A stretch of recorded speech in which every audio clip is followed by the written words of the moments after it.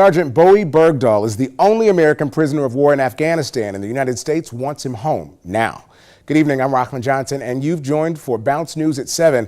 Now, the Taliban says they want 5 Guantanamo Bay detainees in return for him to come home. So the question is, will the Pentagon negotiate with terrorists? Barbara Starr has more. There may be fragile new hope for the release of Sergeant Bowe Bergdahl. Release me, please. I'm begging you. Bring me home, please. Bring me home.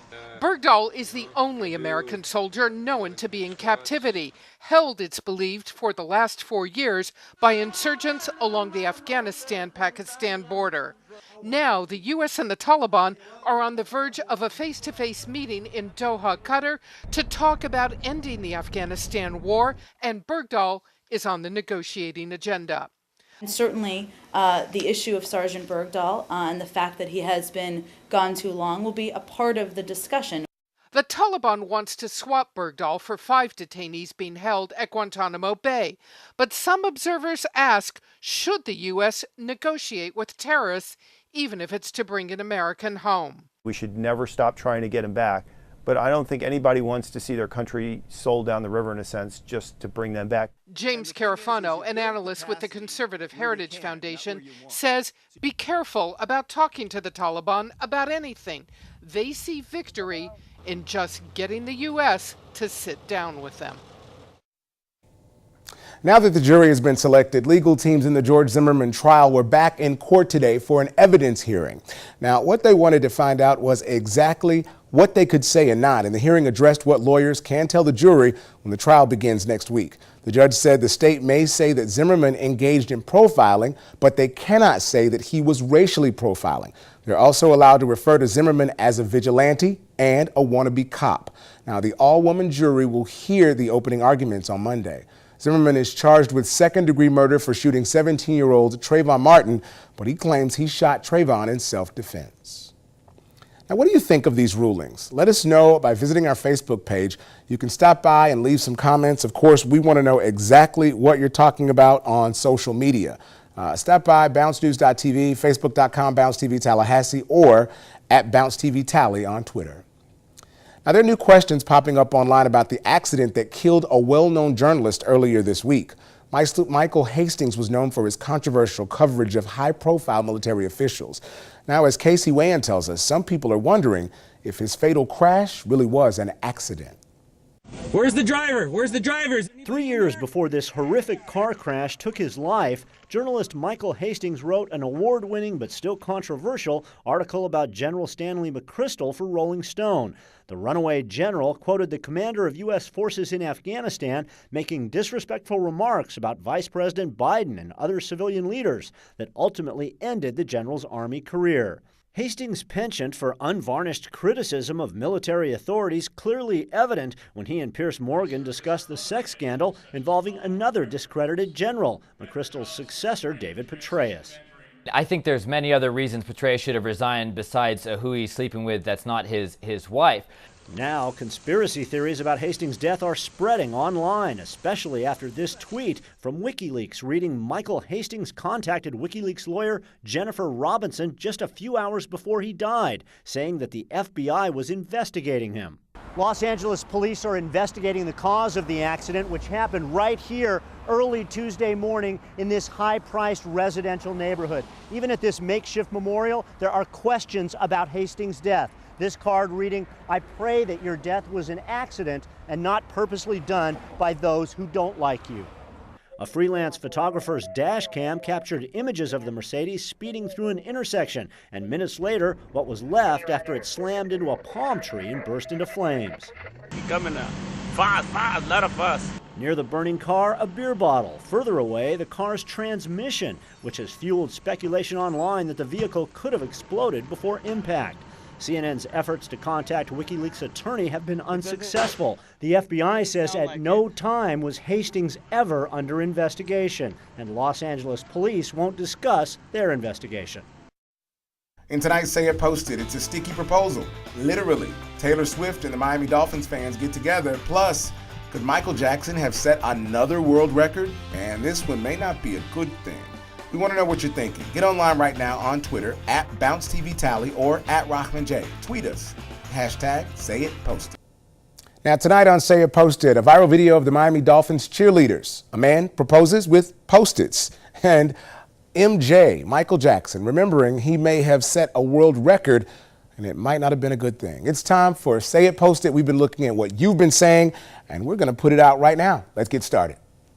Taylor Swift fans may have a new reason to like her music. The Miami Dolphins cheerleaders released a YouTube video and they lip-synced the popular Taylor Swift song 22. Now, the video has about 900,000 views already. So, you like it?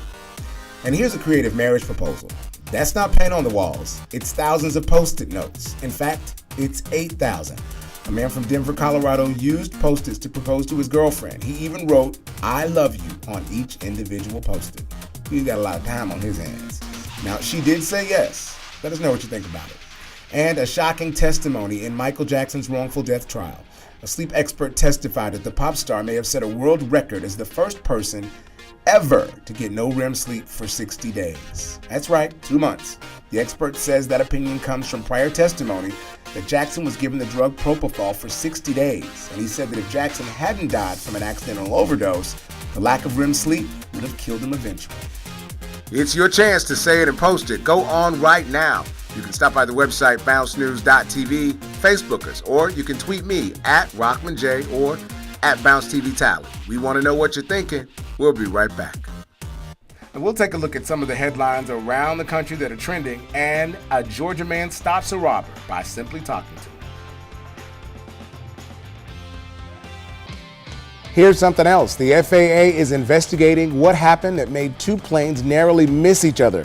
They were on the runway at New York's JFK Airport last week. Now, the Federal Aviation Administration is not confirming just how close the planes got to each other, but what we do know from the law is that planes have to be at least 3 miles apart. What we're being told is the planes were within 1 mile of each other. Now, there was one plane that was taking off and the other one was preparing to land. It peeled out of the landing in a procedure called a missed approach. Both aircraft were able to get out of the way safely. There were no catastrophes, but it's the latest in a string of near misses across the nation's airports in the past few years. And police across the country are trying to figure out what this thing is. It's happening with a rash of car thefts. There's a box, a special box, and surveillance cameras have captured criminals who can open locked cars with this mysterious handheld device. What happens is people walk up to cars, as you can see right now, and they'll click it and the car will open, the alarm will not ring, and they are able to get into cars.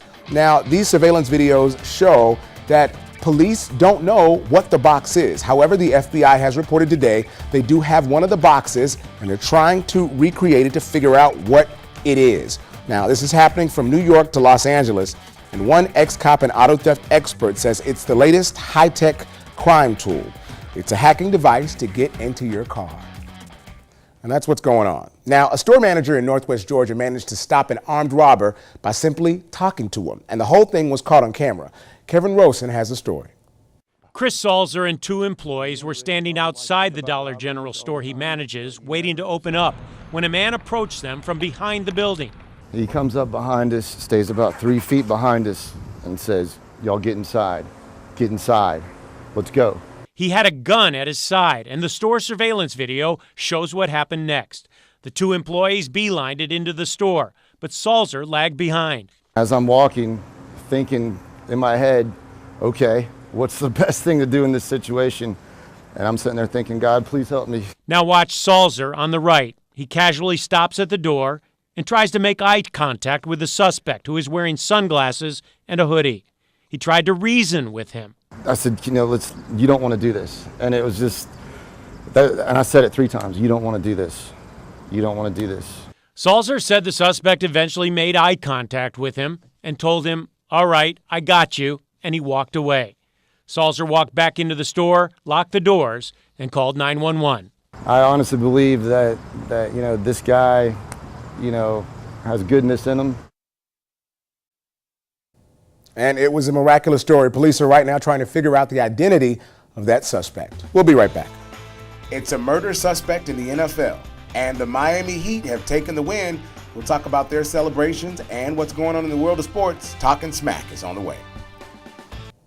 Now, of course, the way we do sports is called Talking Smack. And in Talking Smack tonight, an NFL player is involved in a murder investigation, and the Miami Heat take the NBA championship. Now, that's what's happening in the world of sports around, and all eyes last night were on Miami. But first, a celebrity professional football player remains the center of a tragic mystery. Now, Aaron Hernandez may have some answers. He's not talking. Shannon Travis has the details on that investigation. New England Patriot football player Aaron Hernandez, surrounded by reporters, avoids all questions. Like, how did his friend die and what does Hernandez know? What happened on Monday night? Can you just tell us what happened on Monday night? Police found 27-year-old Oten Lloyd shot and killed at an industrial park less than a mile from Hernandez's home, investigators say. He was a semi-pro football player. Reports surfaced that Hernandez was questioning Lloyd's death. His lawyer would not confirm that.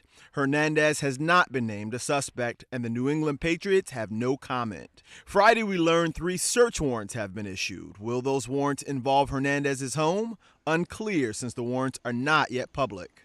Police have searched woods near the home. Lloyd's sister says her brother and Hernandez were friends, were at a Boston nightclub Friday night, and that her brother dated the sister of Hernandez's fiance. But she has questions. I'd like to know why. You know, he was a very great guy. What could he possibly have done to anger anybody to do that? He didn't deserve it, and I don't think anybody deserves to die like that. As for Hernandez, he isn't the only one refusing to speak publicly. His agency also has no comment. That was Shannon Travis reporting. Now, the NBA Finals have come to an end. Last night, the Miami Heat defeated the San Antonio Spurs in Game 7 of the NBA Finals. It's their second straight title, and Rochelle Nichols has more about the Heat win. They fought to the very end, to the very last possible minute of the very last possible game of the season. If sometimes sports is about fantastic feats of athleticism, this NBA Finals was about unrelenting determination. 2 past champions bringing out the best in each other, but only one was left standing. The saying hard work pays off was a true testament to what happened tonight. Last year when I was sitting up here with my first championship, I said it was the toughest thing I ever done. This year, I tell last year, he's absolutely wrong. This was the toughest championship right here.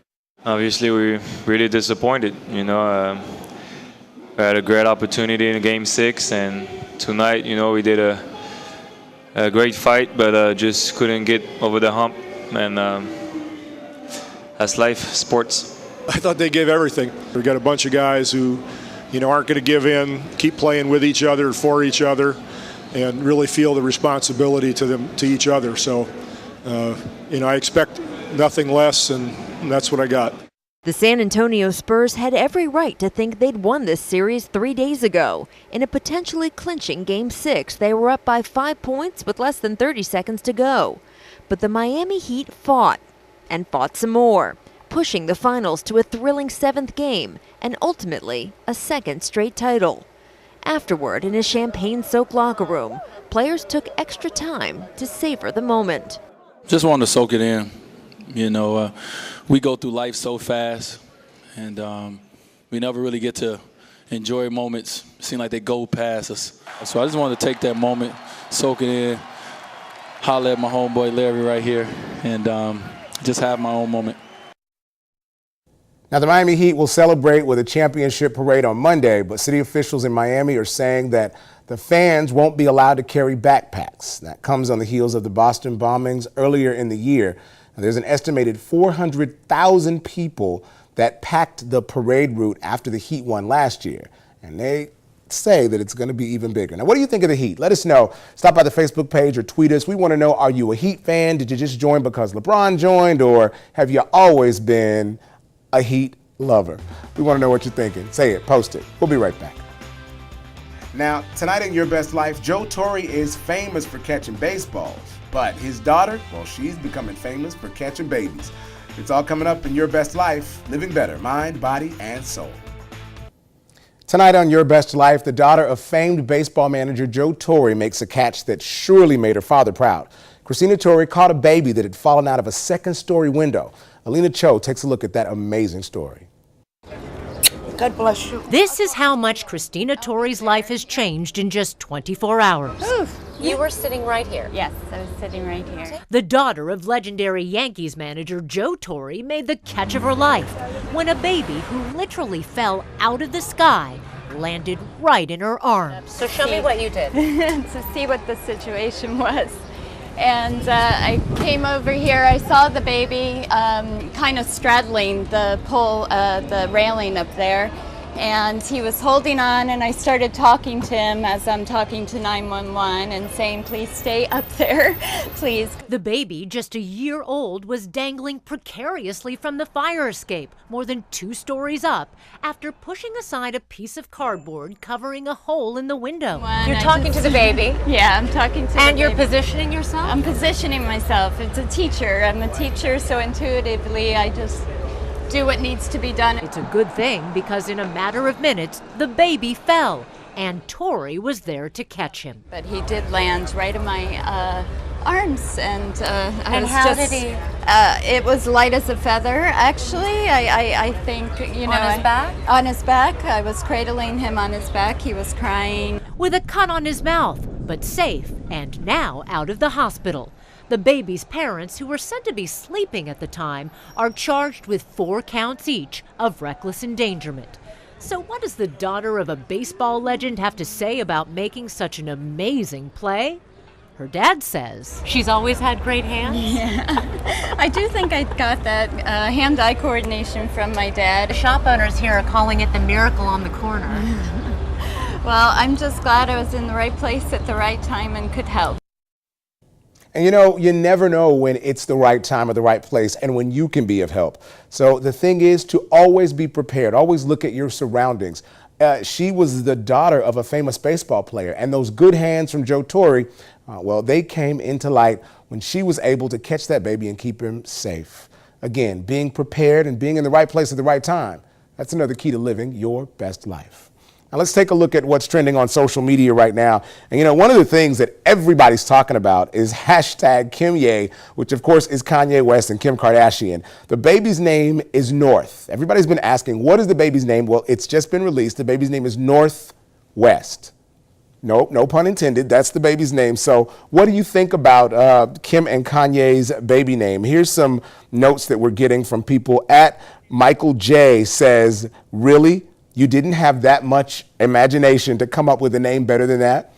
The other one says, Miss Sassy Pants says that, at Miss Sassy Pants is saying that it's a competition for the best baby name. Jay-Z has Blue Ivy and Gwyneth Paltrow has Apple.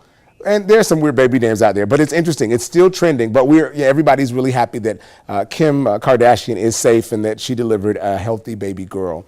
I'm also looking at some of the other things. Appreciate Gratitude just tweeted and said, thanks so much for sharing the story of that baby in New York. Yeah, it was an interesting story when you look at the fact that that baby could have died, but everyone can be at the right place at the right time if you're checking out your surroundings and knowing what's there.